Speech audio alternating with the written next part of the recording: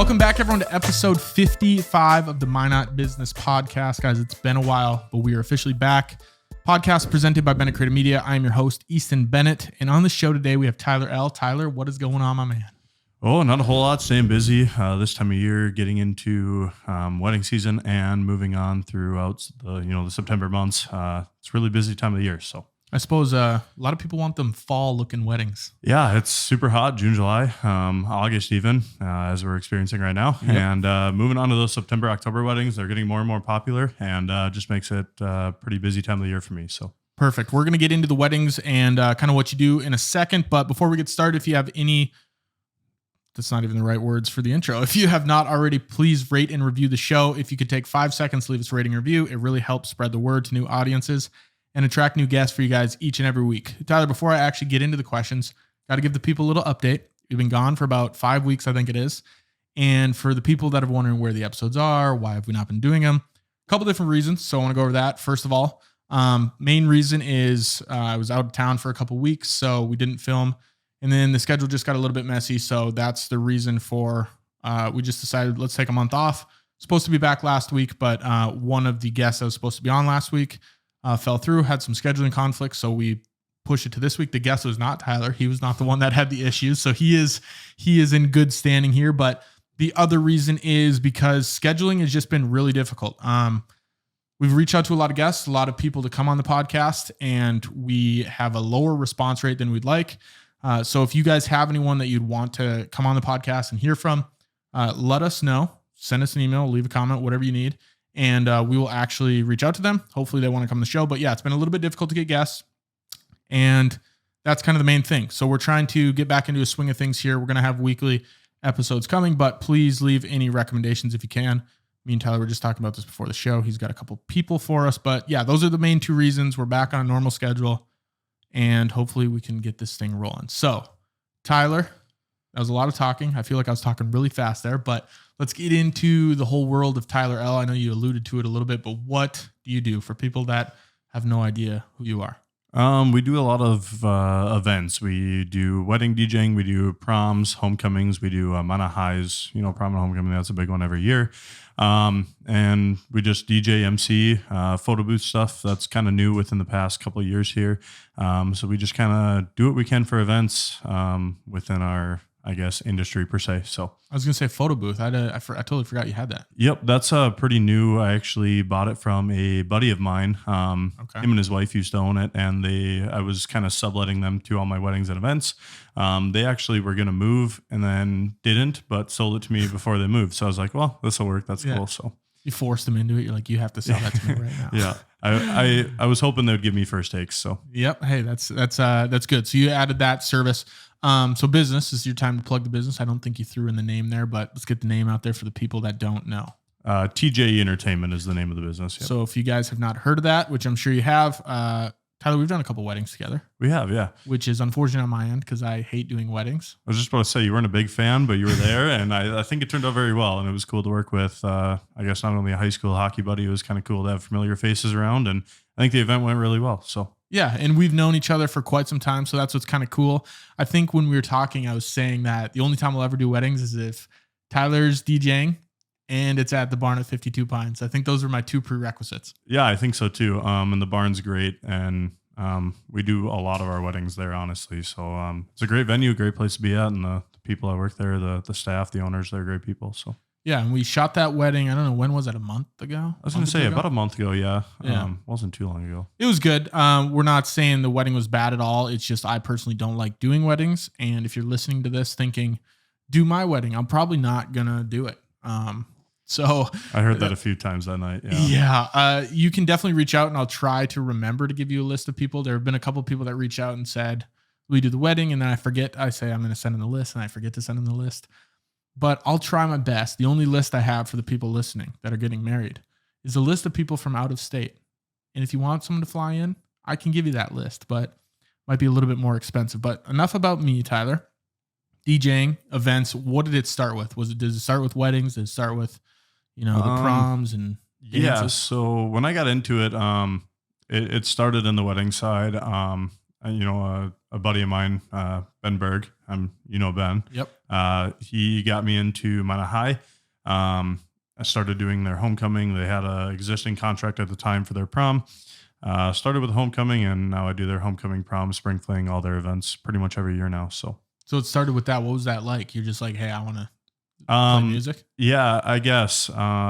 I've always liked music. I think everyone does. And I can't sing, that's for sure. So just kind of looked into it a little bit. And there was a guy that I followed on YouTube a lot that he just made it look really fun. And he not only did he show like day-to-day gig logs and stuff like that, he actually gave a lot of tutorials for people that wanted to do it. So it was kind of cool seeing how they do stuff elsewhere and bring it to North Dakota, I guess. Gig logs? So is that like him vlogging his gigs? Yep. Yeah, it's kind of cool. I've thought about doing it, but I don't know how to do it like you do. So, well, I started doing, so me and my buddy challenge each other to post 30 videos in 30 days on Instagram, TikTok, YouTube Shorts.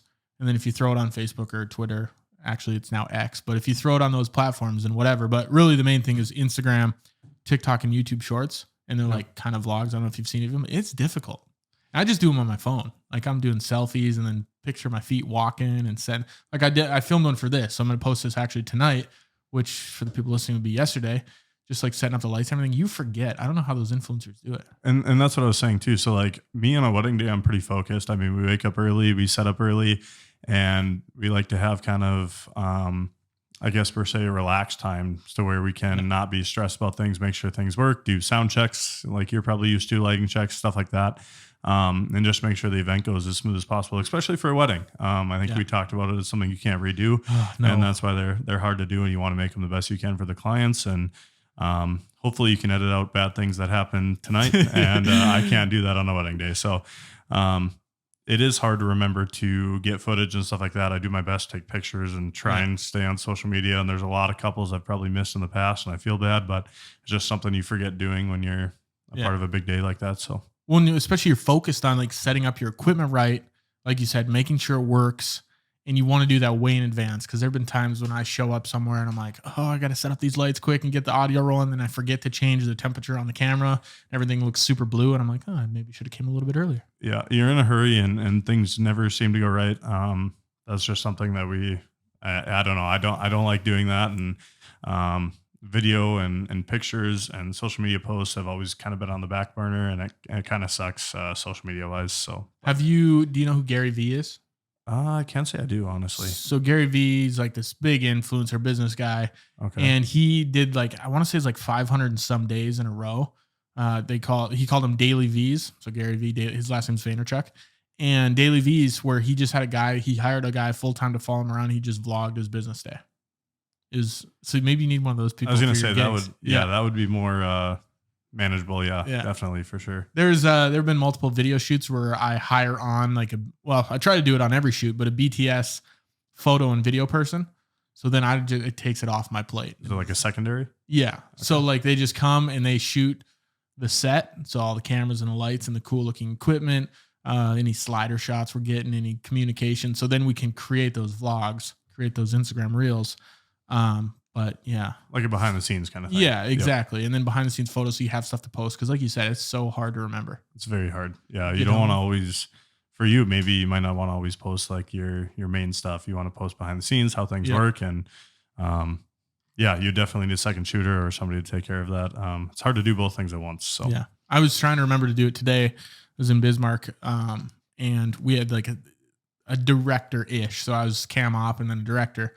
And even then, I'm like, I really only have to look at the cameras. I don't even have to talk to the client. And I'm still like, oh shit, I should take a picture of this. So then I'm backing up, taking one. But yeah, it's hard to remember. But you started out Minot High homecoming prom. You said, is that right? We did a couple weddings beforehand, not many. Off the top of my head, this was 6 or 7 years ago now. But I want to say Minot High homecoming was probably our fourth event. So how did it go, the first one? I think it went pretty good. I was young at the time, so I knew a lot of the hip songs. Well, people. Maybe that too. Music selection along with some of the juniors and seniors coming up. So I DJ'd it my first year being out of school. So it was definitely huge. My first wedding was maybe 250, 300 people, and then you go to Minot High and do their homecoming, and you have anywhere from 700 to 900 kids in there. Yeah. So, or students, I guess, but yeah, very, very interesting and a huge change of pace. So then when did you go into weddings then? I mean, you did a couple, but when did you like, let's do more weddings? I think it just kind of came with time, word of mouth, maybe a little bit of advertising. I think that was kind of the main goal, was to do weddings. We've been asked to do bar stuff and karaoke and stuff like that. I don't really view it, I guess, necessarily up my alley, kind of like, you don't want to do weddings. Yep. It's kind of in the same scenario there. I think everyone kind of has their lane or their place, and weddings were the main thing that we did. So I would say it started really taking off probably the second or third year in. So we'd be looking at like 2019 was when it really started to take off on the wedding side. We're averaging probably like 50 to 55 a year. Wow. So yeah, it's getting pretty big on the wedding side. So the bar gigs, like, is that like a sports on tap, like a O type deal? Yep. Like a sports on tap, or like the Capri, they all have a little DJ there or whatever. The Capri, the Minot Vegas, I call it. Yeah. And stuff like that, or karaoke at some bars. That's just something that I think I definitely could do. I have the equipment for. Usually stuff like that's during the week. It wouldn't affect my wedding schedule. I just, I don't know. It's a different vibe though, right? It's way different. Yeah. And, weddings, you get a lot of your, country, swing dancing, two steps. Get, cha-cha stuff. slide. Yeah. Well, yeah, that too. Like I take that out of my playlist. Yeah. And stuff like that. And when you get into the bar scene, especially sports on tap, it's not that. It's a little rowdy. Yeah. And not saying I don't like it. It's just something that's where, I enjoy my time off. If I'm going to go to something like that, I don't want to be working. Yeah. So, you want to throw it down on the dance floor. Yeah, exactly. Yeah. Take a break. And it's kind of cool actually to see other DJs in like a sports on top setting or sports on tap setting, bar setting, see how they do things. I have thought about it. I have done one bar event in my history of DJing, but how did it go? Where was it at? It was good. It was actually in Tioga. Okay, there you go. So I can't remember what that bar's called. It's super cool inside. It's got a little log. Hit your mic there. You're It's good. got all the like logs and stuff inside. I think I've driven past it before. I can't remember what it's called, but it was kind of a bar event there, and they've asked me to come back. It's just kind of a long drive for a weekly thing. So yeah. Okay. So then you said it took about 2 to 3 years for things to kind of start picking up. That's on the same pace that I was kind of on. I think I've stated before publicly, like the first year I made like $8,000 doing video. And then gradually by like year 3, I was like, okay, I can support myself doing this. It's interesting. Do you think a lot of people know that it takes like 2 to 3 years? Or do you think it's going to be like overnight success? Because that's what I feel like a lot of people think. I guess when I was going over things, this might be too much than you're asking, I guess, in this question. But back when I started everything, my grandpa was the one that helped kind of finance some equipment buying and that kind of thing. And he asked me what it was going to be like, financial wise, like, what are we going to be paying for this monthly? What are we going to be bringing in and that kind of thing. And it was hard for me to answer because starting off, you're not really sure what you're going to get into or what, word of mouth is. And when people are planning weddings, it's usually a year in advance or if not, maybe even more. So, you get some last minute ones and that kind of thing, which was kind of how our first and second year started.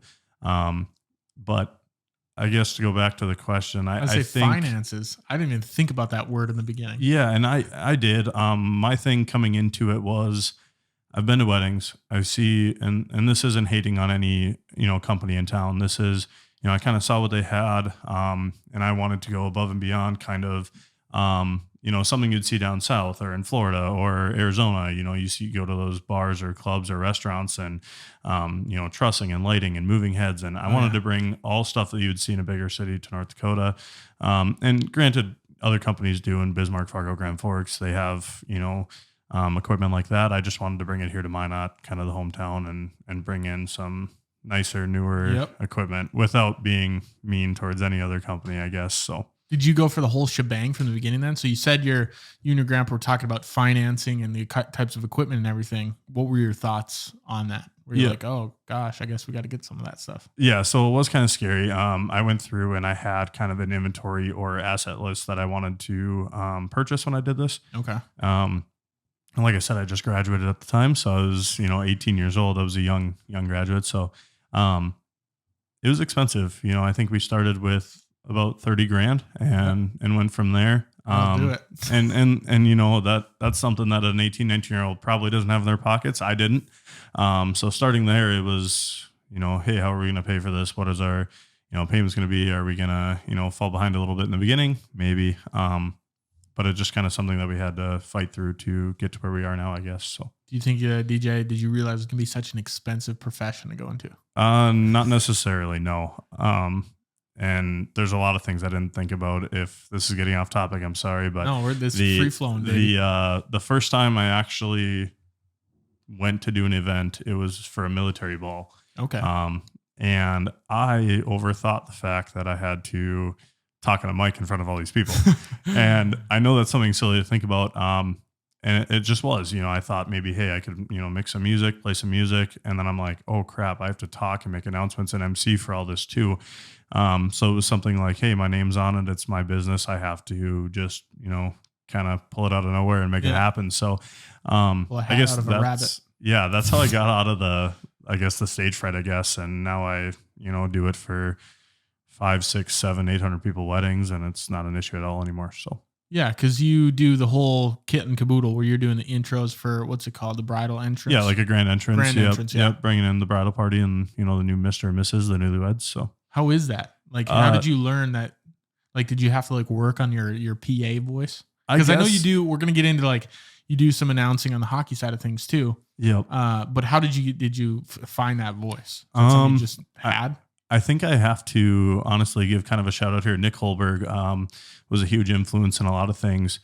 I got to know him kind of through the hockey world, I guess. And then, he helped me on a lot of things. One of his little advices were, hey, you're driving down Broadway and, you see McDonald's, I want you to announce it. Or you see, Burger King or Slumberland or whatever, you're driving down, Broadway. He goes, just announce them, embrace them, just do it in the car by yourself. Just, kind of learn how to do it that way versus in front of an audience or live or whatever. So you're just driving past McDonald's. You're like, and pulling into McDonald's is the red Corvette, like that, just that. Exactly. Yeah. That kind of stuff, you would, like we're talking right now, obviously you're not going to announce something like tonight's game is sponsored by McDonald's, it doesn't work that way. So, I think when he kind of said that and, hey, emphasize it in the car by yourself, get comfortable with emphasizing things. That kind of helped out a lot, not only for a grand entrance, but like you said, on the PA side, when I did a little bit for MSU. So.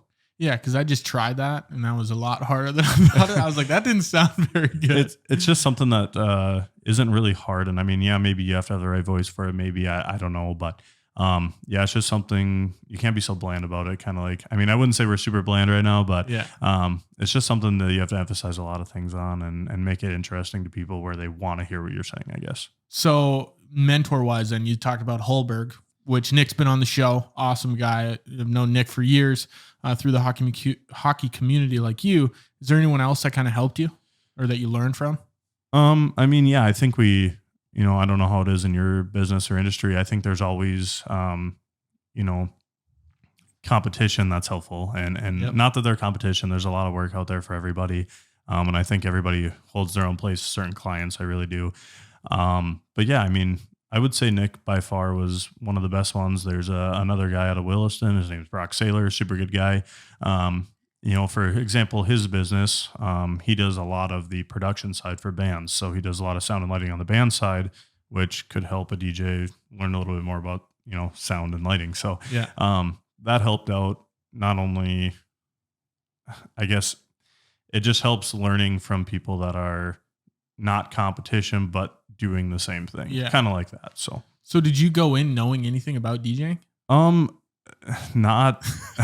Or you just like, music is cool? Let's do it. I would say you're about 80% right on that. I mean, did I go to, school for any sound or lighting or anything like that? No. I would say a lot of it was learned before the equipment was even got off of as much as I could off of YouTube. Yep. I learned a lot from, like I said, gig logs earlier. DJ Rick Webb was one of them. If anyone gets really bored and is interested into wedding, gig logs or anything like that. But he was one of the big ones, and he literally vlogs all of his weddings. And I don't know how he does it, how he finds the time. He has a lot of guys too, so.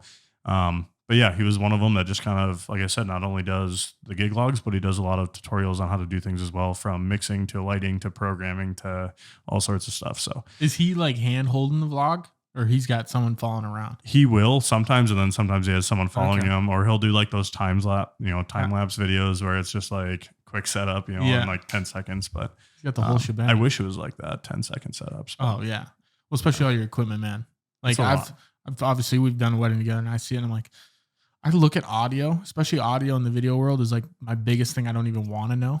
yeah. Like we have audio guys on some video production sets time to time and they're doing their thing with their bag and all the mixers. It just looks like a whole mess of a world. And I think it's just something you learn with time, you know. There's some venues where you don't really have to do much and it sounds great. And then there's some venues to where you have to kind of work with it a little bit to try and maybe fight with some things like high ceilings or concretes or, you know, stuff like that. How do you battle that? Honestly, just a lot of YouTubing, like I said, a lot of changing of things. There, you know, like you said, those mixers and, you know, there's so much things you can do, or turning speakers, for example, or adding speakers.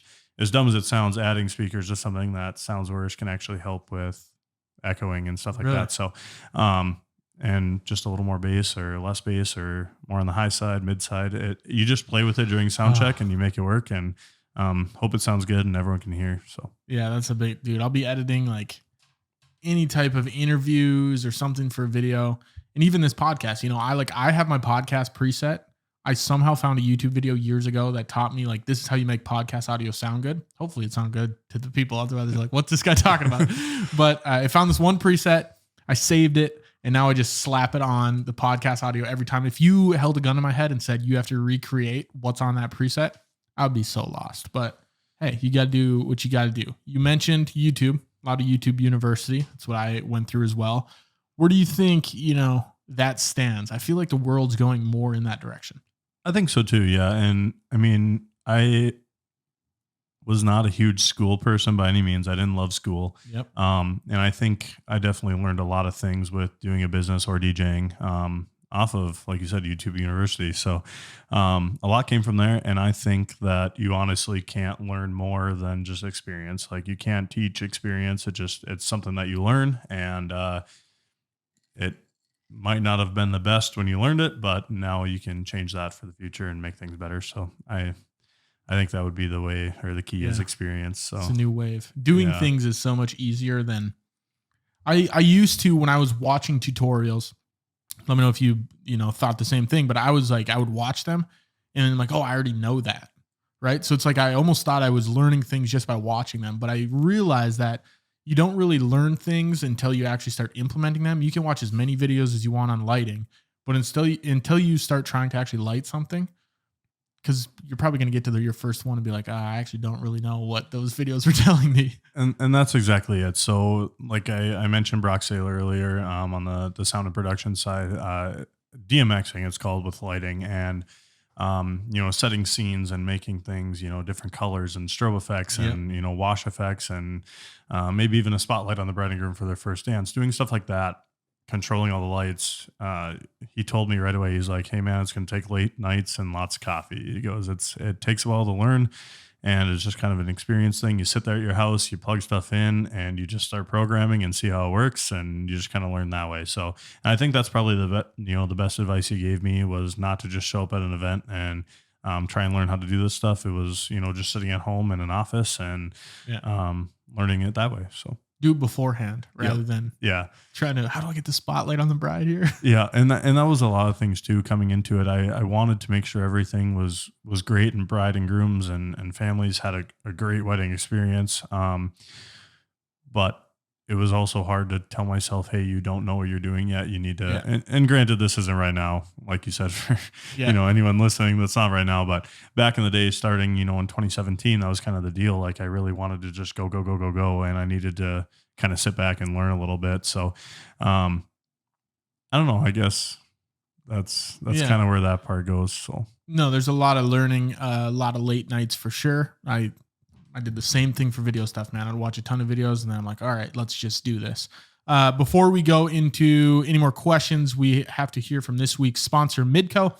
Is your business moving up and to the right? Put Midco's business technology to work for you so you never have a slow day at the office. From premium internet and phone plans to custom private networking and advertising, they have a solution for every type of business, large or small. Get paired with an account representative to create your suite of services and make the switch with ease with dedicated business client fulfillment and support teams. No data caps, flexible contracts with month-to-month or long-term options.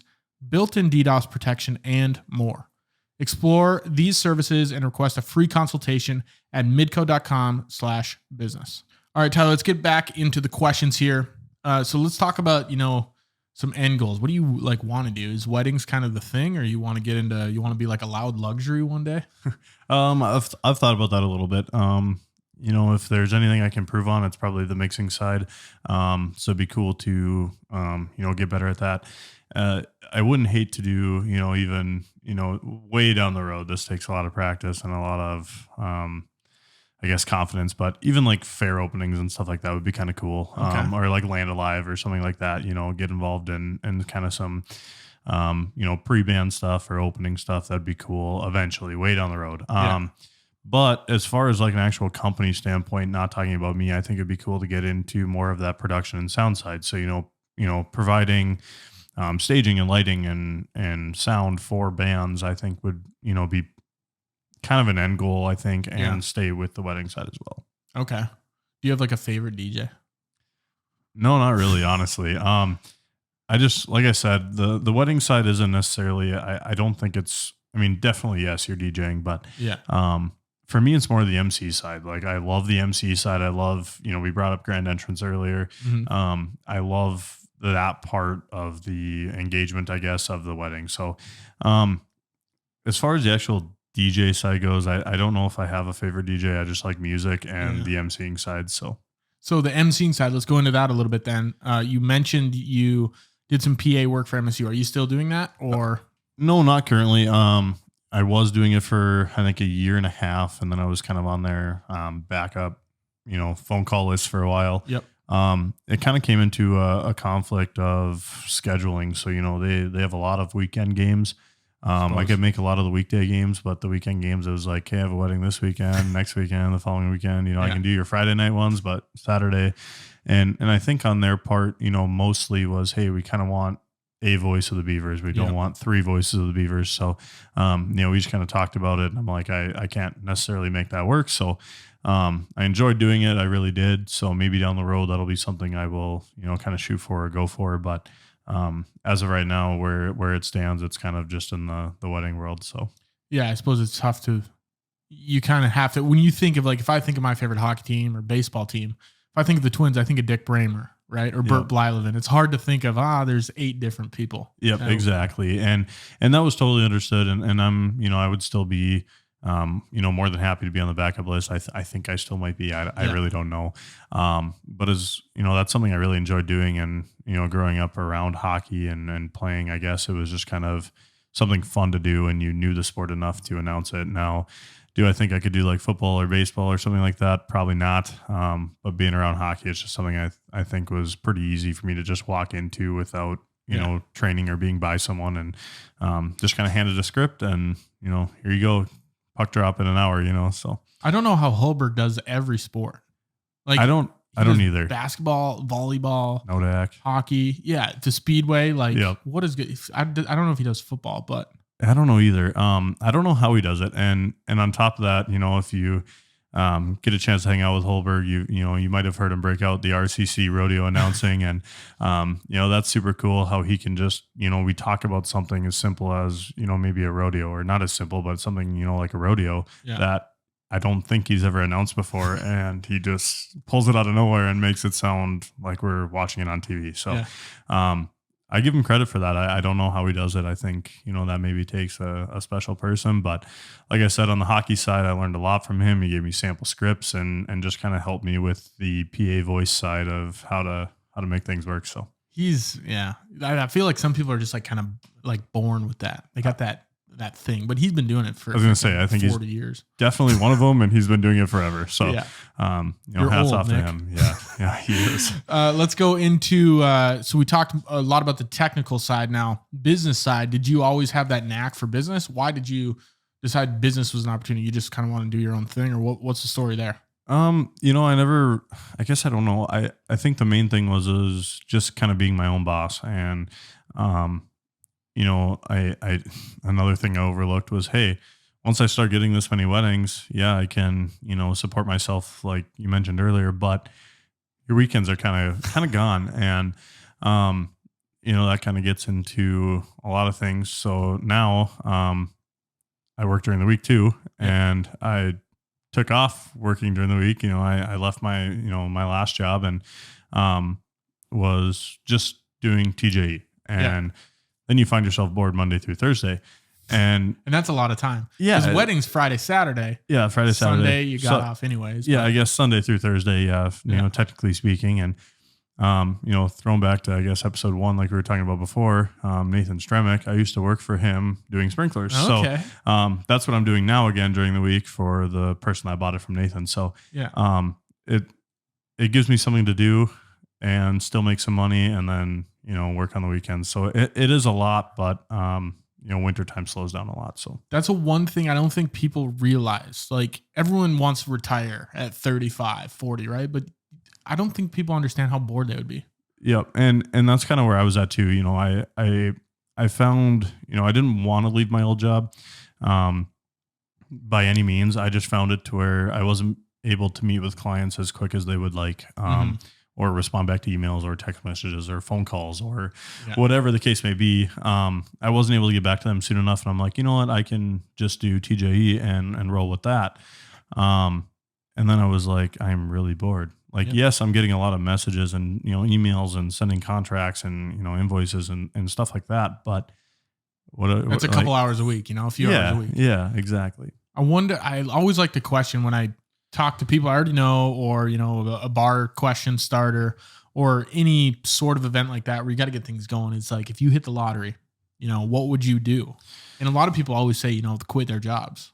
But then what? I don't understand what those people would do. Well, it's funny you say that, because I was actually talking to, my current boss or owner of the company I work at. And, he was, we were talking about it when the Mega Million was like $1.55 billion or whatever. And, he's like, what would you do? And I'm like, honestly, I would just, no offense, not work for you anymore. And I would do TJE. I would just try and upskill TJE to be, something bigger, maybe, statewide instead of just Minot, and just keep doing stuff like that versus, working out in the sun and digging holes and that kind of thing. So, I definitely would not be done with the TJE side, I don't think.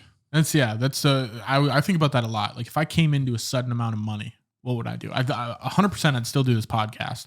I would definitely just have things set up though. Yep. I'd have 3 cameras, 2 lights, 2 mics that sit in here all the time instead of setting them up every time. And then you'd have your to-go stuff. Yep. Yeah, exactly. Actually, I'd probably buy a studio, have that all built out and everything. But I think I'd still do, like, these conversations are fun. I don't think I would get so bored if I'm just like, I'm going to watch Netflix forever now. Yeah, and that's where I was, when we talked about it too, I'm like, I would just buy a bunch of equipment and new trailers, and like, it would be awesome. Yeah, I'd go crazy on the business side and still do it, and just not maybe work a day job, but have enough stuff for employees to be able to stay busy, I guess, during the week. So you might even do some bar jobs in Tioga. Yeah. Yeah. And that was, like I said, kind of a one-time thing. And, I do want to be more busy during the week, and that's where the PA thing came, really big and handy. But then it kind of came to the point of a lot of the games are on the weekends too. So, yeah. And I actually did a lot of PA stuff for Bishop Ryan, or not Bishop Ryan, our Redeemers. Our Redeemers. Yeah, Yes. I did a lot for our Redeemers too, and their stuff was always during the week. So stuff like that worked out really well. We would do a basketball game or a volleyball game or something like that, and that worked out really well. So cool. Well, yeah, maybe we'll both buy a Powerball ticket. I always say Powerball. What are they? Lottery tickets? I always say lottery tickets are for the poor people, but you can't win it if you don't buy it. All right. So any crazy stories you got? I want to go into, you got any crazy, we kind of had a semi weird story. The last wedding we had, we thought it was on either Saturday or Friday or Saturday. We weren't sure actually the real date. Funny you say that. Yeah. So, and this isn't calling her out at all. I actually knew her. I went to her daycare, or her mom's daycare. We kind of grew up together for a little bit. So the contract that was signed was actually for the wrong date, and Easton, reached out to me and he was like, "Hey man, you're doing the wedding on, I think, Saturday." And I was like, "I'm doing the wedding on Friday." And he's like, "I'm pretty sure it's Saturday, dude." And I look back and I'm, checking my contract and stuff. And he's like, "Well, mine says Saturday." I'm like, "Mine says Friday." So yeah, we kind of went back and forth and kind of had a little bit of a I guess, a scare there for a little hiccup, bit. we could call it. Yeah, hiccup. Yep. And we made it work still. So everything ended up working out fine. It was still a good wedding, great wedding. But yeah, the week leading up to that was pretty scary. I think I texted you like 2 days before it. Yeah, 2 days before. Yeah. Yeah, it was probably a Wednesday or Thursday for a Saturday wedding. Yeah. Yeah. Oh, I think it might have been a Friday wedding, and then you thought it was Saturday. Yeah, something like that. Yeah. So then you had to set up 2 weddings on Friday. Yep. And we just I just came across a guy that starts working for me now. And he handles weddings with me. He used to help me out back when I first started. Yep. So he helped out with a lot of setup stuff and the DMX and the program and stuff like that. So yeah, he kind of came to the rescue on that one, and he just did his first wedding pretty much alone last weekend. So was it good? Yeah. He said there was, kind of limited people there. They kind of liked the music that he did, so it was pretty easy. And he had a good time as well. No, it was yeah, I think it was more on like the rock side, I guess. So he kind of went along with that, and he liked it, and he said it went by really well. The couple was happy, and that's, I guess, the end goal of every wedding, is to make sure that the newlyweds are happy. So did you see the tennis match the other day that they started playing Cotton Eye Joe in the middle of a point? I did not see that. Cotton Eye Joe came on the speaker system, and immediately the ref was like, so then the point, they had to restart the point because Cotton Eye Joe cut on. I did not hear that. Yeah, no. So I saw like one of the betting apps or sports betting, something said like plus 100,000 for Cotton Eye Joe to come on in the middle of the match. Someone's like, should have thrown $1 on this. Yeah, no, exactly. You got any other crazy stories? Like, what's the craziest wedding story you got? I don't know. There's a lot to come from. I would say one that comes to the top of my mind right now would be, we were at this wedding and I was DJing it. We were actually down at the old Holiday Inn, so the Clarion now. And we were DJing a wedding, and the families were very opposite, I guess. Music taste wise, or just everything wise? In general, yeah. And the bride was pretty honest with me right away. She's like, "Hey, like my family's Mormon, and the other family was not." So doing that wedding, the parents were kind of not impressed with each other's music choices, and just stuff like that, to where you do your best to please both sides, and at the end of the day, I still feel like it's the bride and groom that you want to please. Nothing against the parents out there, but I feel like at the end of the day, it's for them, and we like to give them a good wedding, regardless of, I guess, that issue that may occur. So, well, like you said, bride and groom are the people's opinion that matter the most. If the parents are mad, whatever. And I would say so too. And to follow back on that story, I kind of nicely said that. I'm like, this is what they told me to do. And I believe the dad ended up saying something along the lines of like, well, I'm paying for it. And I'm like, okay. You're not getting married though. I get that. Yeah. I'm like, and that's the part that you just kind of have to, pick and choose your battles a little bit, I guess. And just kind of decide, hey, am I going to listen to the bride and groom, or am I going to listen to the parents? And most of the time, everyone's on the same page. It's not a big deal. So that's like taking your girlfriend out to eat, and then you're paying for the meal, and you say, I got to pick what you get to eat. Yeah. I don't know. It's just, it's weird. It put me in an awkward spot, especially being newer. I would say it was probably only like my 3rd year in or whatever. So, I was newer to it. And now I just kind of show them the paperwork that the bride and groom provided and be like, here it is. Yeah. Can you talk to them, please? Like, I don't know. I'm just doing what I was told to do. So I shot a wedding years ago where the bride had somehow gotten in my vehicle to go to a location or something. And she was ranting, and I was shooting this for someone else. So, the first time I met the bride was the day of the wedding, and she was ranting to me about her whole family. And I just was kind of like a therapist. And that was very interesting. I think I got out of my vehicle. I was like, I got to go set up the drone. And it was already set up and everything, but I was like, I got to be outside. I can't listen to, like, I felt so uncomfortable. And I've had that too. I think most of the time the families are on the same page, but sometimes there is just that disconnect. Yeah. Yep. There's that disconnect there to where, they may have had different visions for things. And, unfortunately, vendors, whether it's a decorator or a DJ or a photographer or a videographer, they're just kind of caught on the same day of hearing about it or learning about what the differences were. And you just have to do your best, I guess, to fight through it, make the day good for everyone. So yeah, you just have to be part-time therapist for those people. Tyler, last question, last little thing I want to talk about here. Any advice you give to people, starting a business? You obviously started a business young. That's a big thing. I started my business a couple of years after I got out of high school when I moved back from Canada. What would be your advice to people either coming out of high school, coming out of college, deciding what to do with their life and career? I'd say that's a tough one, kind of. I think everyone's going to run their business a different way. I would say the main thing would be just do a lot of research and be prepared to where you don't have little things you overthink about, which you're going to anyway.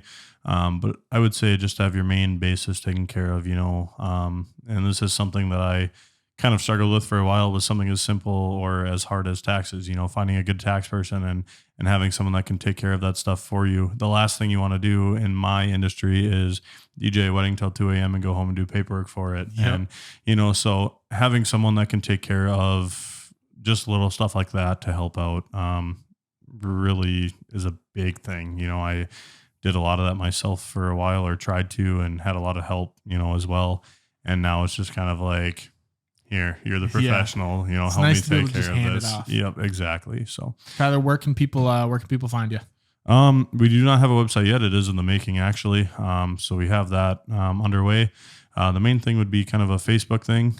We have a lot of, I guess our main thing would be Facebook, and then Instagram as well.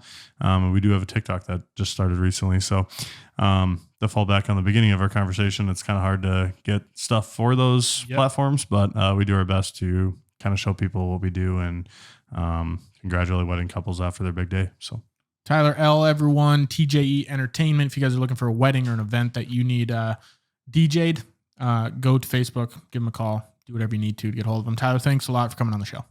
No problem. Thanks, Easton. That was episode 55 of the Minot Business Podcast. Again, thank you guys. Appreciate you still sticking by and supporting the show after that little hiatus, but we'll be back every single week with episodes. If you have anyone you want to recommend for the show, shoot us a message or shoot them our way, and we will get them on the show. Thank you guys again for listening. We'll see you next.